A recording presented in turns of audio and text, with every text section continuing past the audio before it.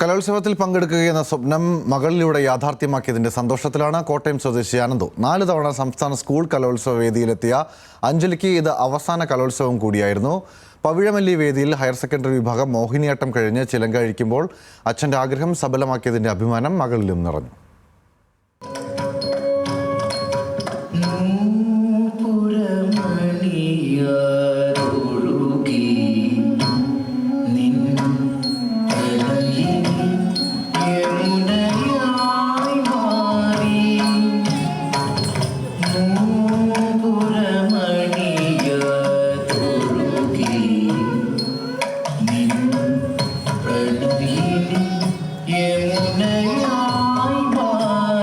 അച്ഛൻ പറയും, അച്ഛൻ ഇപ്പോൾ ജോലി കഴിഞ്ഞ് വരുന്ന സമയങ്ങളിലായാലും അല്ലെങ്കിൽ ഓരോ പാട്ടുകൾ കേൾക്കുമ്പോഴും ഞാൻ കളിക്കുന്നതാണ് അച്ഛൻ സ്വപ്നം കണ്ടിട്ടുള്ളതെന്ന് പറഞ്ഞിട്ടുണ്ട്.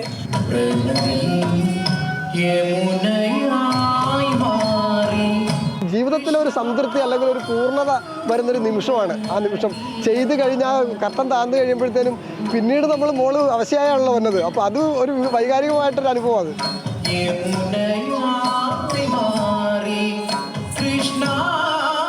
ഒരു സിനിമയേക്കാൾ മനോഹരമാണ് കോട്ടയം സ്വദേശി അനന്തുവിൻ്റെ കലോത്സവ പ്രണയകഥ. നിർമ്മാണ തൊഴിലാളിയായ അനന്തുവിന് പഠനകാലത്ത് കലോത്സവത്തിൽ പങ്കെടുക്കാൻ അവസരം ലഭിച്ചിരുന്നില്ല. തനിക്കൊരു മകൾ ജനിച്ചാൽ തൻ്റെ ആഗ്രഹം മകളിലൂടെ സാധ്യമാക്കണമെന്നായിരുന്നു സ്വപ്നം. അച്ഛൻ്റെ ആഗ്രഹത്തിനൊത്ത് മകൾ വളർന്നു. സംസ്ഥാന സ്കൂൾ കലോത്സവത്തിൽ 4 തവണ പങ്കെടുത്തു. +2 വിദ്യാർത്ഥിയായ മകൾ അഞ്ജലിക്കിത് അവസാന സ്കൂൾ കലോത്സവമാണ്. അത് കണ്ണിറയെ കാണുകയാണ് അനന്തുവും കുടുംബവും.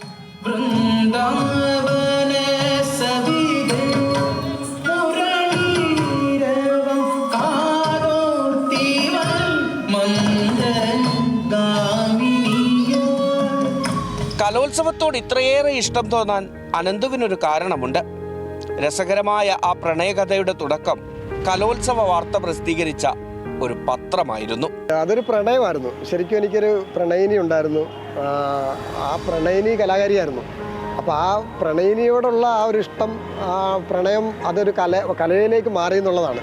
എനിക്കൊരു പെൺകുട്ടി ആയിരിക്കണം, മോള് കലാകാരിയാകണം എന്നൊക്കെ ആ സമയത്താണ്, വിവാഹത്തിന് മുമ്പ് ആഗ്രഹിച്ചതാണ്.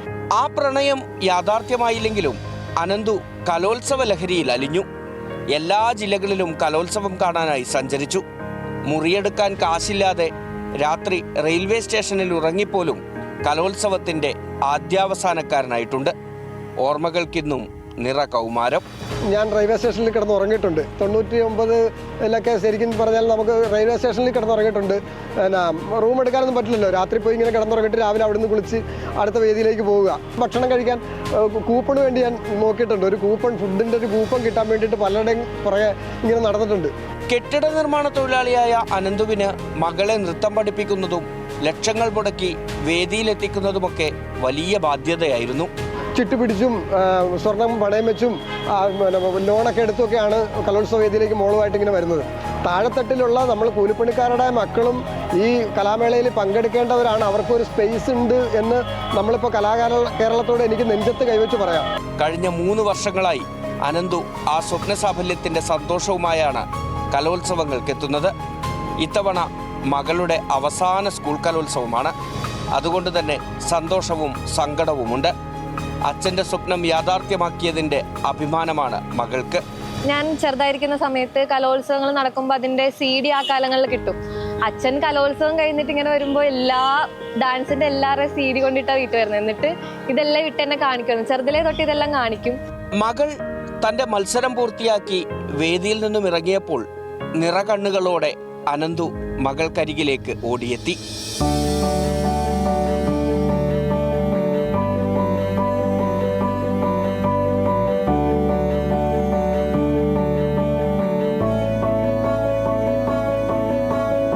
അഞ്ജലി സ്കൂൾ കലോത്സവങ്ങളിൽ നിന്ന് ചിലങ്ക അഴിക്കുകയാണ്.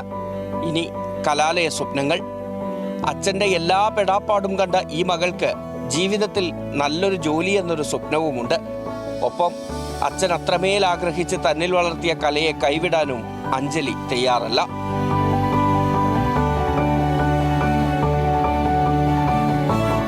സ്കൂൾ കലോത്സവം കലോത്സവങ്ങളുടെ കാലം കഴിഞ്ഞു പോകുന്നെങ്കിലും അഞ്ജലി നർത്തകിയായി തന്നെ തുടരട്ടെ. ഒപ്പം അച്ഛൻ അനന്തു കലോത്സവങ്ങളുടെ നിത്യ കാമുകനായും മുന്നോട്ട് തന്നെ പോകട്ടെ. ഇന്ദ്രജിത്ത് അനിൽകുമാറിനൊപ്പം നിഖിൽ അളവു, ടീം ന്യൂസ് മലയാളം.